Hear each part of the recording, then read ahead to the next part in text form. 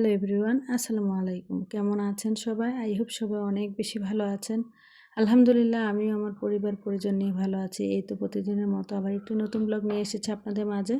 আশা করি আজকের ব্লগটি আপনাদের অনেক বেশি ভালো লাগবে। তো আজকের ব্লগটিও আমি সকালের বেলা থেকে শুরু করেছি। তো আজকে সকালে নাস্তা এখানে বুয়া ভাত রান্না করেছি আর কি, খুদের ভাত বা বুয়া ভাত। আর এখানে আর কি পাটায় বেটে শুটকি দিয়ে আর কাঁচামরিচ দিয়ে একটা ভর্তা করে নিচ্ছি। আর বুয়া ভাত খেতে তো সবারই অনেক বেশি ভালো লাগে, যদিও আমার বাসায় সবাই অনেক বেশি পছন্দ করে, তবুও কিন্তু আমি অনেক দিন পর পর আর কি রান্না করি। আসলে এটা আমার অত বেশি একটা পছন্দ না, তারপরেও দেখা গিয়েছে অনেক বেশি অলসতা কাজ করে। বুয়া ভাত রান্না করলে দেখা গিয়েছে 2-3 পদে ভর্তা বানাতে হয়।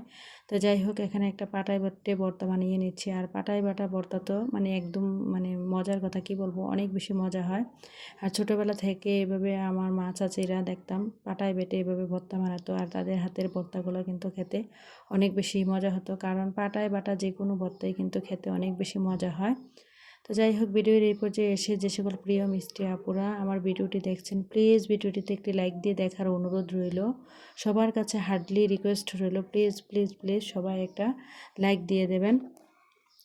তো যাই হোক, এখানে বুয়া ভাত রান্না হয়ে গিয়েছে। আর এখানে 2 রকমের ভর্তা করেছি আজকে, একটা আলু ভর্তা করেছে আর একটা চেপা শুটকি দিয়ে কাঁচামরিচ দিয়ে ভর্তা করেছি। যদিও আমি শুকনো মরিচের ভর্তা খুব কম খাই, বেশিরভাগ সব সময় মাছের ভর্তা থেকে শুরু করে সব কিছুই কিন্তু আমি কাঁচামরিচের দিয়ে আর কি খাওয়ার চেষ্টা করি। আর কাঁচামরিচটা কিন্তু শরীরের জন্য অনেক বেশি উপকারী, যদিও আসলে শুকনো মরিচটা আমাদের শরীরের জন্য অনেক বেশি ক্ষতিকর।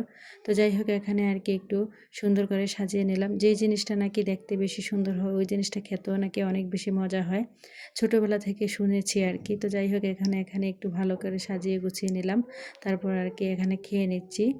তো আসলে প্রতিদিন দেখা যায় যে আমি সবসময় চেষ্টা করি এক এক দিন এক এক রকমের নাস্তা বানানোর জন্য। আর দেখা গিয়েছে এইভাবে করলে কিন্তু দেখা যায় যে মুখ খেতেও ভালো লাগে।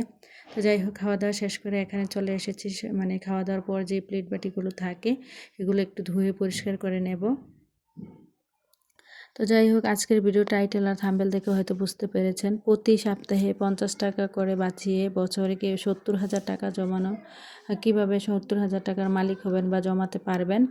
তো জাপানিজ পদ্ধতিতে আর কি, জাপানিজ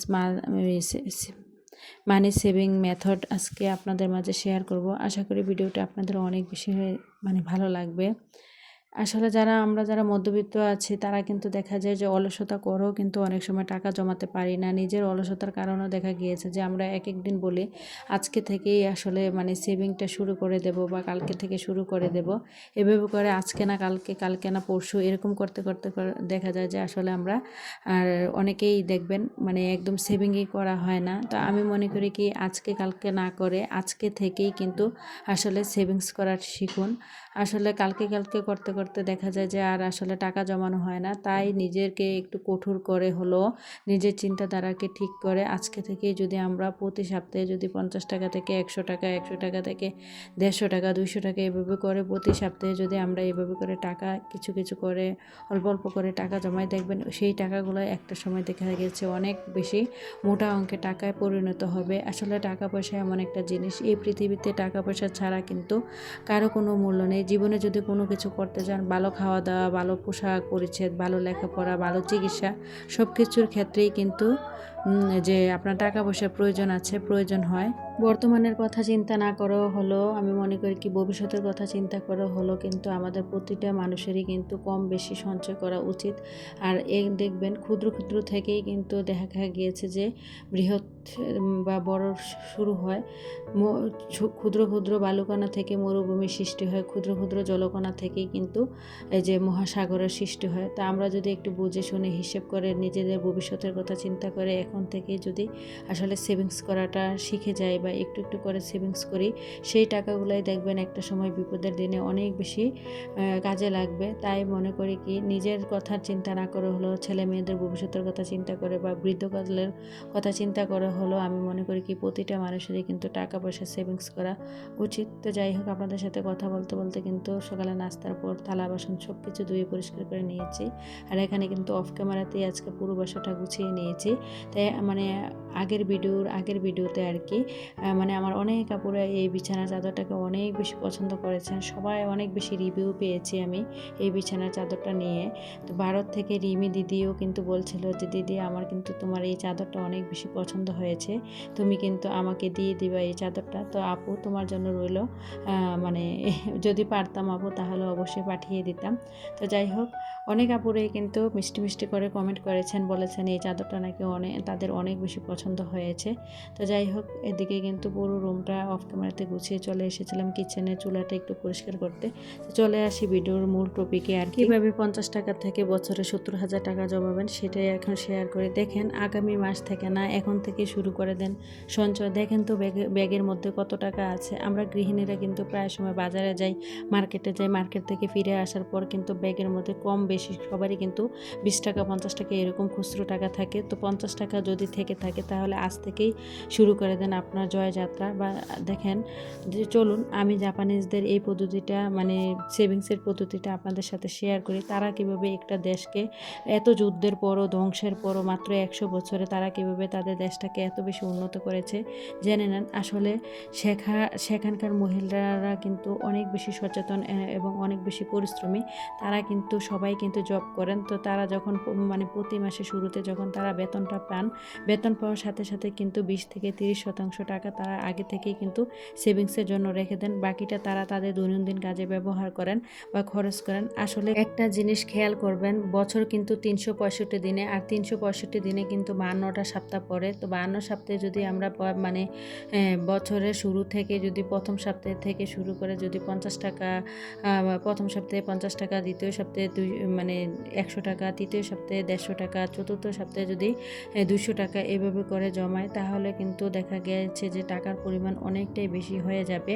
যদি দেখা গেছে আপনি পারলেন না, শুধুমাত্র 50 টাকা করেও যদি জমান, তাহলেও কিন্তু 52 সপ্তাহে কিন্তু আপনার টাকার পরিমাণ হয়ে দাঁড়াবে 26,000 টাকা। আর যারা প্রতি সপ্তাহে এইভাবে করে বাড়িয়ে রেখেছেন, যেমন 100 টাকা, 200 টাকা, 150 টাকা এভাবে করে বাড়িয়ে রেখেছেন, তারা একটা জিনিস খেয়াল করে দেখবেন, আমরা যেই প্রতি সপ্তাহে যখন টাকাগুলো বাড়িয়ে রেখেছি, তো ওই সপ্তাহের টাকাগুলো যদি আমরা 52 সপ্তাহের টাকাগুলো আমরা যদি একটা হিসেব করি, তাহলে সেই টাকার পরিমাণ কিন্তু দ্বিগুণ হয়ে দাঁড়াবে। যেমন দেখা গেছে সেই টাকাগুলো আমরা যখন যোগ করি, তখন বছর শেষে দেখেছি যে আমি যখন ওই টাকাগুলো প্রতি সপ্তাহে যে ওই বাড়িয়ে রেখেছিলাম 50 টাকা, 100 টাকা, 200 টাকা, 150 টাকা, ওই টাকাগুলো কিন্তু বছর শেষে আমি যখন যোগ করেছি, তো যোগ করার পর দেখলাম যে ওইখানে টাকার পরিমাণ হয়ে দাঁড়িয়েছে যে 68,900 টাকা, প্রায় 70,000 টাকার মতো। তার মানে অলমোস্ট কিন্তু আপনার 70,000 টাকাই কিন্তু আপনার জমা হয়ে গিয়েছে। তো এইভাবে করে যদি আমরা বুদ্ধি খাটিয়ে প্রতি মাসে যদি একটু একটু করে টাকা বা প্রতি সপ্তাহে যদি টাকার পরিমাণটা বাড়িয়ে দেই, তাহলে কিন্তু বছর শেষে 70,000 টাকা জমানো অবশ্যই সম্ভব। তো যাই হোক, আপনাদের সাথে কথা বলতে বলতে কিন্তু একটু বাইরে গিয়েছিলাম, মানে একটু শপিং করার জন্য। তো বেশি কোনো কিছুই আসলে দেখলাম যে মানে পছন্দ হয়নি, মানে ঘরের জন্য কোনো কিছু কেনাকাটা করতে গিয়েছিলাম আর কি একটা কুকারের দোকানে। আর ওই দোকানে কিন্তু মাটির জিনিস থেকে শুরু করে সিরামিক্সের জিনিস, ঘর সাজানোর জিনিস, কোনো কিছুরই কিন্তু অভাব ছিল না। তো ওইখানে যাওয়ার পর কিন্তু আমার এই মিররটা অনেক বেশি পছন্দ হয়েছিল।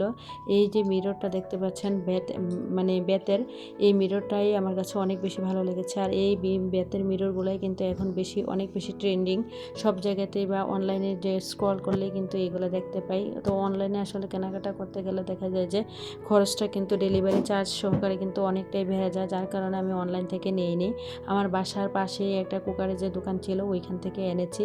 আসলে দেখেন, আমরা যদি গৃহিণীরা বুদ্ধি করে চলি, তাহলে কিন্তু অনেক কিছু সম্ভব। দেখেন, আমি যদি এই মিররটা অনলাইন থেকে আনতে যেতাম, তা হলো কম হলো আমার 150 টাকা কিন্তু যে ডেলিভারি চার্জ দিতে হতো। তো আমি যেহেতু এখন আমার বাসার পাশেই কিন্তু এই জিনিসটা পেয়ে গিয়েছি, তো আজকে আর কি নিয়ে এসেছি। তো মার্কেট থেকে আসার পর দেখলাম যে আমার ব্যাগের মধ্যে কিছু খুচরো টাকা ছিল, যেগুলো আর কি আমি একটা মাটির ব্যাংকে রেখে দিয়েছি, হয়তো দেখেছেন। তারপরে সোজা চলে এসেছি দুপুরে রান্নাবান্না করার জন্য। তো আজকে দুপুরে করলা ভাজা করে নিচ্ছিলাম আর পেঁয়াজ দিয়ে মাছ বোনা করে নিচ্ছিলাম আর কি। আর এত গরমের মধ্যে কিন্তু মানে এত বেশি গরম, কি বলবো, কোনো কিছুই খেতে ভালো লাগে না, যার কারণে আজকে একটু আমার পছন্দ কিছুক্ষণ ধরে আর কি করলা ভাজা করছি। আর করলা ভাজাটা কিন্তু আমি একটু সাদা টাইপের করি। আর এখানে করলা ভাজা করার জন্য পেঁয়াজ রসুন আর কি দিয়ে দিয়েছি। যখন এগুলো একটু বাদামি কালার হয়ে যাবে তখনই কিন্তু আমি করলাগুলো দিয়ে দেব। আর উপর থেকে অনেকগুলো আর কি কাঁচামরিচ দিয়ে দেব। তো আসলে আমার কাছে এইভাবে করে করলা ভাজা করলে খেতে অনেক বেশি ভালো লাগে।